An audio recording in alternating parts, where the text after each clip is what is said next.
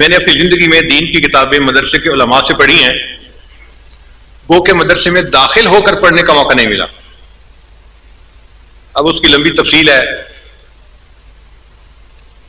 بچپن میں مجھے بھائی نے مدرسے میں حفظ کے لیے داخل کروایا، تو میں نے پہلے 6 پارے مدرسے میں 2 مہینے کے اندر حفظ کر لیے۔ ذہین تھا، شوق بھی تھا، قاری صاحب میرے اوپر بڑے مہربان تھے، تو گرمی کی 2 مہینے کی چھٹیوں میں نے 6 پارے یاد کر لیے۔ جب چھٹیاں ختم ہوئی تو بھائی نے کہا کہ اسکول چلو۔ میں نے ضد کی کہ نہیں، میں تو مدرسے میں پڑھوں گا۔ اس نے کہا نہیں، اسکول پڑھنا چھوڑنا نہیں ہے۔ وہ اسکول میں ٹیچر تھے، مجھے زبردستی اسکول لے گئے۔ واپس آیا تو میں امی کے سامنے خوب رویا، اور میں نے کہا امی میں نے اسکول نہیں جانا، میں نے تو مدرسے میں پڑھنا ہے۔ امی نے بھائی سے بات کی، بھائی نے کہا کہ نہیں اسکول اس کو پڑھانا ہے، اگر یہ مدرسے کی پڑھائی کرنا چاہتا ہے تو شام کو پڑھ لیا کرے۔ میں نے پوچھا کہ شام کو کیسے پڑھ سکتا ہوں؟ ان کا کہ استاد کا بندوبست میں کر دوں گا اور تم شام کو پڑھ لیا کرنا۔ تو ہمارے شہر میں ایک مفتی تھے، مفتی ولی اللہ صاحب، شہر کے مفتی اعظم بھی تھے، بڑے عالم تھے، ان کے دوست تھے۔ انہوں نے ان کو کہا کہ میرے بھائی نے کتابیں پڑھنی ہیں، آپ شام کو پڑھا دیا کریں۔ تو مفتی صاحب نے کہا ٹھیک ہے، میرے پاس آ جایا کرے، میں 2-3 گھنٹے دے کے پڑھا دیا کروں گا۔ تو انہوں نے مجھے فارسی پندنامہ سے کتابیں پڑھانی شروع کر دی۔ پھر مالا بدہ میں نے انہوں نے کتاب پڑھائی، پھر گلستان بوستان پڑھائی، پھر انہوں نے صرف اور نحو کی کتابیں پڑھانی شروع کی۔ شرح میات عامل تک میں نے ساری کتابیں ان مفتی صاحب سے پڑھی۔ اتنے میں میرا داخلہ آگے ہو گیا۔ جب میں یونیورسٹی میں پہنچا، یونیورسٹی لاہور میں، تو دل بڑا پریشان تھا کہ میری کتابوں کا سلسلہ کیا بنے گا۔ تو داخلہ ملنے کے بعد ہم نے یونیورسٹی کے گرد تھوڑا راؤنڈ لگایا کہ قریب میں کوئی مدرسہ ہے۔ تو ایک مدرسہ ضیاء العلوم کے نام سے بیگم پورہ محلے میں تھا۔ یہ بیگم پورہ محلہ بالکل یونیورسٹی کی دیوار کے ساتھ ہے۔ اس کے جو محترم تھے وہ چترال کے عالم تھے۔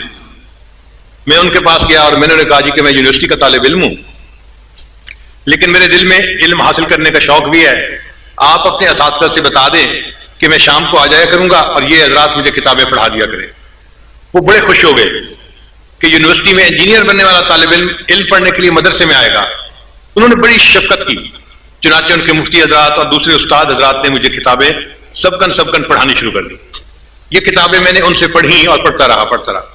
اسی دوران میرے شیخ تھے سید زوال حسین شاہ رحمۃ اللہ علیہ، کراچی میں تھے۔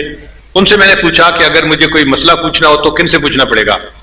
انہوں نے مجھے فرمایا کہ جامعہ اشرفیہ میں ایک مفتی صاحب ہیں، ان کا نام ہے مفتی جمیل احمد تھانوی رحمۃ اللہ علیہ، آپ ان کے پاس چلے جایا کریں۔ میں ایک دن سائیکل چلا کے یونیورسٹی سے جامعہ اشرفیہ آیا، اس وقت بالکل پتلا دبلا لڑکا سا لگتا تھا۔ تو میں مفتی صاحب کے پاس گیا، مفتی صاحب ذرا مصروف تھے، مجھے دیکھ کے کہنے لگے کیسے آئے ہو؟ میں نے کہا جی مجھے میرے شیخ نے حکم دیا ہے تو میں اپنے مسائل پوچھنے کے لیے آپ سے آیا ہوں، جو پوچھنے کام کی بات پوچھو، میرے وقت ضائع مت کرو۔ تو میں تھوڑا حیران تو ہوا کہ اس کا مطلب ہے مفتی صاحب بہت سخت آدمی ہے، طبیعت کے آدمی ہیں، بڑا نظم و ضبط ہے، تو یہاں پر ٹائم زیادہ نہیں ملنا۔ پھر میں نے ان سے بیٹھ کے بات کی، میں نے کہا مفتی صاحب میں سنت کا شہدائی ہوں، یہ الفاظ تھے، میں سنت کا شہدائی ہوں اور میں چاہتا ہوں کہ میں ہر کام سنت کے مطابق کروں، مگر مجھے پتہ نہیں ہے کہ کیسے کرنا ہے۔ میں آپ کے پاس آیا ہوں، آپ مجھے بتاتے جائیں، میں ایسے عمل کرتا جاؤں گا۔ اس بات کو سن کے مفتی صاحب بہت خوش ہو گئے۔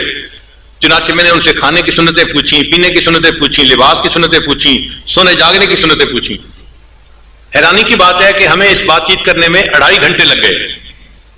2.5 گھنٹے کے بعد مفتی صاحب نے ٹائم دیکھا اور فرمانے لگے بھائی بہت زیادہ وقت ہو گیا، مگر آپ نے بات ہی ایسی چھیڑی کہ میں بات کرتا رہا۔ اچھا آپ کو میرے پاس آنے کی اجازت ہے، جس وقت آپ چاہیں آپ آ جایا کریں اور دارالفتہ میں بیٹھ جایا کریں، میں آپ کو دیکھ لیا کروں گا تو میں اپنے کام سے فارغ ہو کے آپ کو بلا لیا کروں گا۔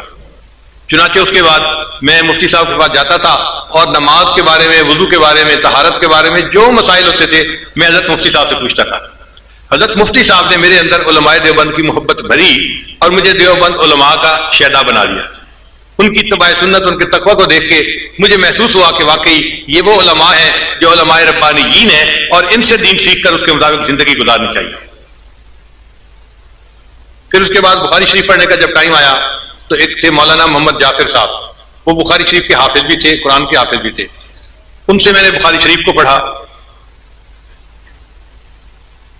درمیان میں 1-2 مرتبہ مجھے خیال بھی آیا کہ وفاق المدارس کا امتحان مجھے دینا چاہیے.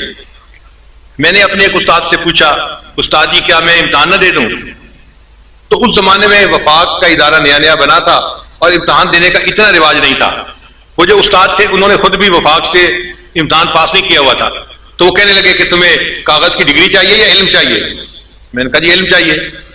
کہنے لگا ٹھیک ہے علم پڑھ رہے ہو تو ہم نے کون سا اپنے استادوں سے ڈگریاں لی ہیں, ہم بھی استادوں سے پڑھ کے عالم بنی ہیں, تم بھی پڑھ جاؤ. تو اس طرح میں امتحان نہ دے سکا, ورنہ مجھے اتنا یقین تھا کہ میں یونیورسٹی میں فرسٹ آنے والا طالب علم تھا. اگر میں امتحان دیتا تو پاس ضرور ہو جاتا اور وفاق کا مستند عالم بھی کہلاتا, مگر اللہ کو جو منظور وہی ہو کے رہتے. تاہم 2 ادارے ایسے ہیں کہ جنہوں نے مجھے عالم کی اعزازی ڈگری بھی جاری کی ہے. اس کو میں اپنے لیے سند سمجھتا ہوں اور اللہ کا احسان مانتا ہوں. ایک جہانیہ منڈی میں دارالعلوم ہے, جامعہ رحمانیہ اس کا نام ہے. وہاں کے محتمم ہر سال مجھے بخاری شریف کے افتتاح کے لیے یا اختتامی حدیث پڑھانے کے لیے بلایا کرتے تھے. ایک دن وہ مجھے کہنے لگے کہ حضرت آج آپ نے جلدی نہیں جانا بلکہ رکنا ہے. میں نے پوچھا کیوں؟ کہنے لگے اس لیے کہ ہم نے طلباء کی دستار بندی کروانی ہے اور آپ کی بھی دستار بندی ہونی ہے. میں نے محتمم صاحب سے پوچھا حضرت میری دستار بندی کس خوشی میں ہونی ہے؟ کہنے لگے کہ آپ نے جو دین کی خدمت کی ہے نا, اور آپ کے رشیا کے سفر کے حالات ہم نے سنے ہیں, تو ہمارے شورا نے فیصلہ کیا کہ ہم آپ کو اپنے مدرسے کی طرف سے اعزازی ڈگری جاری کریں. میں نے کہا حضرت یہ ٹھیک کیسے ہوگا کہ آپ مجھے اعزازی ڈگری؟ انہوں نے ایک رجسٹر اٹھایا. کہنے لگے دیکھو یہ حاضر رجسٹر ہے, میں نے سال کے شروع میں آپ کا نام طلباء کی فہرست میں لکھ لیا تھا اور پورا سال آپ دین کا کام کرتے رہے, میں آپ کی حاضری لگاتا رہا اور آپ باقاعدہ اس سال کے طلباء کی فہرست میں آپ کا نام شامل ہے. اب ہم آپ کو ڈگری دے سکتے ہیں. چنانچہ انہوں نے بھرے مجمع میں امامہ پوشی بھی کروائی اور مدرسے کی طرف سے اعزازی ڈگری بھی جاری کر دی. پھر اس کے بعد دوسری ڈگری قاسم العلوم ملتان کے جو محتمم تھے انہوں نے عطا کی. انہوں نے بھی یہی الفاظ کہے کہ آپ کی دینی خدمات کو ہم نے دیکھا ہے اور اللہ نے بہت لوگوں کی زندگیوں کو بدلا ہے, اب ہم چاہتے ہیں کہ مدرسے کی طرف سے آپ کو اعزازی ڈگری دیں. حدیث مبارکہ میں چند واسطے ایسے ہیں کہ جن کے ذریعے سے اس عاجز کو اللہ نے عالی سند عطا فرمائی. اب بات چلی پڑی ہے تو میں ذرا تفصیل بھی بتا دوں. مجھے دیوبند جانے کا موقع اللہ نے عطا فرمایا تو حضرت مولانا سالم قاسمی رحمۃ اللہ علیہ جو قاری طیب رحمۃ اللہ کے بیٹے تھے اور دارالعلوم دیوبند وقف کے محتمم تھے, انہوں نے اپنے گھر دعوت دی. ہم نے ان کے گھر میں کھانا کھایا تو مجھے کہنے لگے حضرت آپ میرے ساتھ آئیں. تو میں ان کے ساتھ اٹھ کے گیا. وہ مجھے ایک کمرے میں لے کر گئے اور ایک چارپائی کی طرف اشارہ کیا, حضرت اس کے اوپر بیٹھ جائے. میں بیٹھ گیا. پھر پوچھنے لگے حضرت آپ کو پتہ ہے میں نے اس چارپائی پہ آپ کو کیوں بٹھایا ہے؟ میں نے کہا جی مجھے تو نہیں پتا, میں ان پیروں میں سے نہیں ہوں جن کے گھوڑے اور بلیاں بھی علم غیب جانتے ہیں. تو ہنس پڑے. کہنے لگے اچھا میں آپ کو بتاتا ہوں کہ یہ چارپائی حضرت مولانا قاسم نانوتوی رحمۃ اللہ علیہ کی ہے اور یہ کمرہ بھی انہی کا ہے, اور میرا یہ دل چاہتا تھا اس کمرے میں اس چارپائی پر آپ کو بٹھا کر اجازت حدیث دوں. اب میری طرف سے آپ کو حدیث کی اجازت ہے. انہوں نے لکھی ہوئی سند بھی دے دی اور ان کی سند بھی کافی عالی تھی. اللہ نے مجھے یہ نعمت وہاں پر عطا فرما دی. دوسری حدیث کی عالی سند, اس کا بھی عجیب قصہ. حرم میں حج کرنے کے بعد کچھ دنوں کے لیے ہم ٹھہرے ہوئے تھے, تو ایک دن عصر کی نماز میں نے حرم میں پڑھی تو میں نے دیکھا کہ ایک پتلے دبلے سے ہیں بڑے میاں, وہ بیٹھے اور ان کے گرد آ کر طلباء نے حلقہ بنا کر بیٹھنا شروع کر دیا. طلباء نے سرخ رومال باندھے ہوئے تھے, عربی طلباء جو ہوتے ہیں, اور ان کے ہاتھ میں کتابیں تھیں, اور جو حدیث کی کتابیں ہوتی ہیں نا وہ اپنے سائز سے ایک نظر سے پہچانی جاتی ہیں. سکولوں کالجوں کی کتابیں اور طرح کی ہوتی ہیں اور جو دینی کتابیں ہیں ان کا سائز اور طرح کا ہوتا ہے. تو جب میں نے دیکھا کہ یہ طلباء ان کے گرد بیٹھ رہے ہیں تو مجھے بھی دلچسپی ہوئی, تو میں ذرا آگے ہوا. اب ایک طالب علم نے پہلی حدیث مبارکہ کی بخاری شریف کی تلاوت کی تو ان بزرگوں نے سب کو اجازت دی.